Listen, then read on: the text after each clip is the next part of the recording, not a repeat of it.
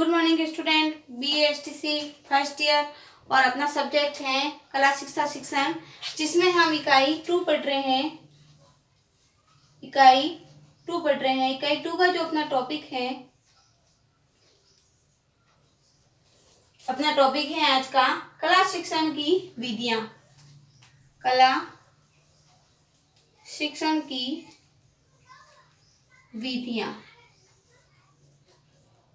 कि कला शिक्षा के अंतर्गत कौन कौन सी विधियों को प्रयुक्त किया जाता है, इसके अंदर कौन कौन सी विधियों की हम व्याख्या कर सकते हैं, इसके बारे में हम पढ़ेंगे।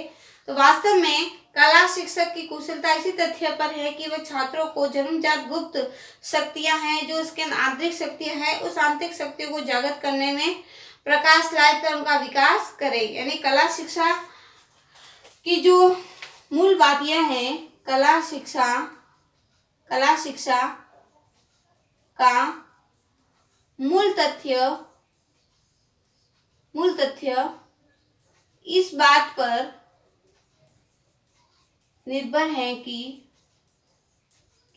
वह छात्र की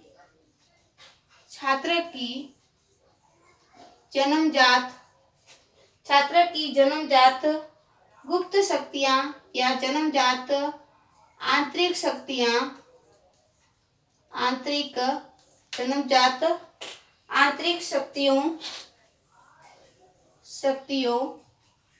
जिसको हम सुसुप्त ज्ञान भी कह सकते हैं, को जागृत करना, उसको एक मंच देना, जागृत करना तथा उनका विकास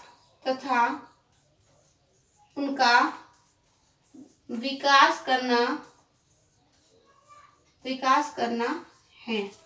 यानी छात्र की जो मूल प्रवृत्तियां हैं, आंतरिक जो शक्तियां हैं, उस आंतरिक शक्तियों को बाहर लाने का और उनका विकास करने का प्रमुख कार्य कला शिक्षा का माना जाता है। इस लक्ष्य की प्राप्ति हेतु तो शिक्षक को कला शिक्षण के लिए अनेक विधियों का सहारा लेना पड़ता है। इस लक्ष्य की प्राप्ति के लिए जो शिक्षक होगा, उसको कला शिक्षण की जो अनेक विधियां हैं, उन विधियों का सहारा लेना पड़ता है।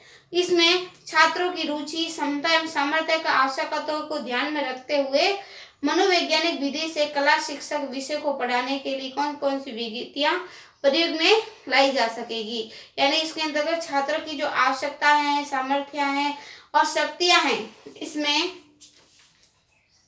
इसमें छात्रों की आवश्यकताएं, रुचि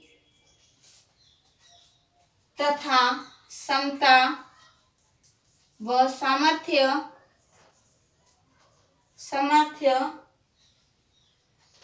आदि को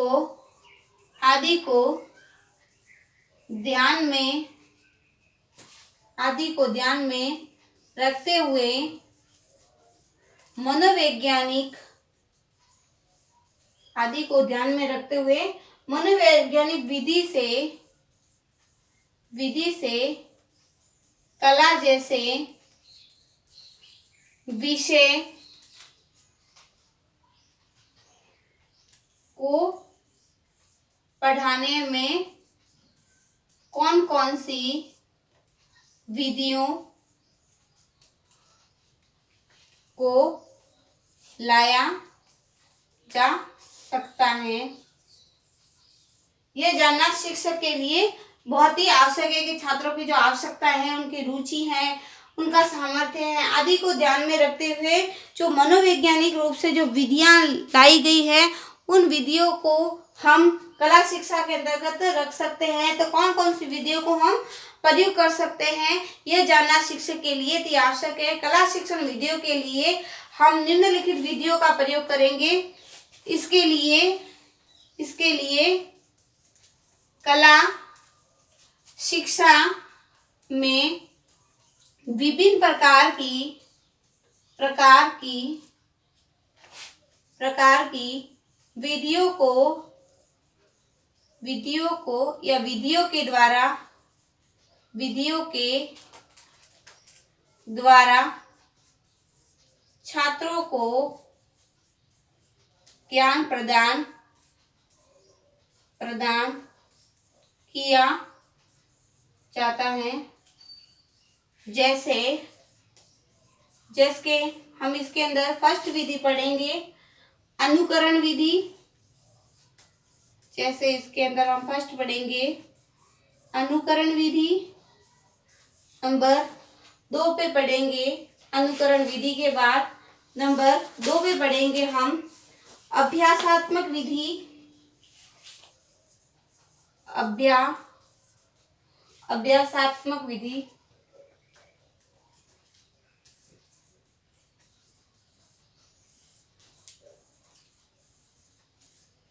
नंबर 3 पे पढ़ेंगे हम इसी के अंदर मुक्त अभिव्यक्ति विधि। और नंबर 4 पे पढ़ेंगे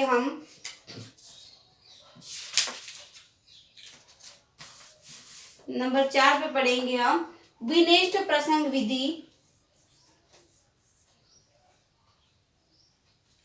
विनिष्ट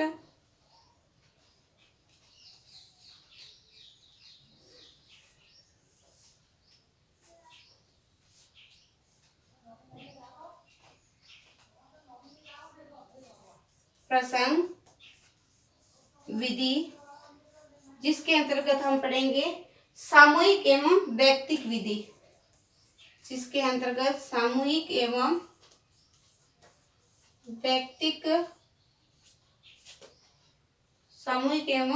व्यक्तिक विधि के बारे में चर्चा करेंगे। और नंबर 5 पे हम पढ़ेंगे प्रक्रिया उपागम,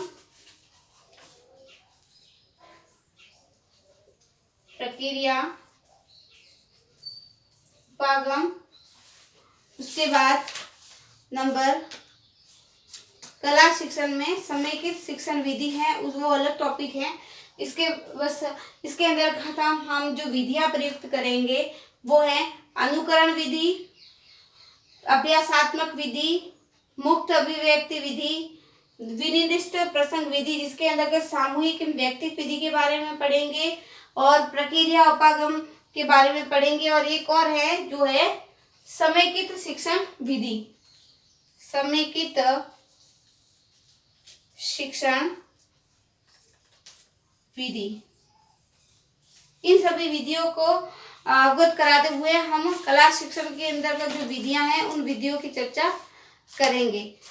तो आज की जो ऑनलाइन क्लास है उसमें हम यही तक पढ़ेंगे कि कला शिक्षण के अंतर्गत कला के विभिन्न प्रकार की जो विधियां होंगी उन विधियों के अंतर्गत हम सबसे पहले अनुकरण विधि, अभ्यासात्मक विधि, मुक्त अभिव्यक्ति विधि, विनिष्ट विधि, सामूहिक या इसके अंदर ज्ञान प्राप्त करेंगे। और प्रक्रिया उपागम और समेकित शिक्षण विधि के बारे में हम विधि के बारे में हम चर्चा करेंगे।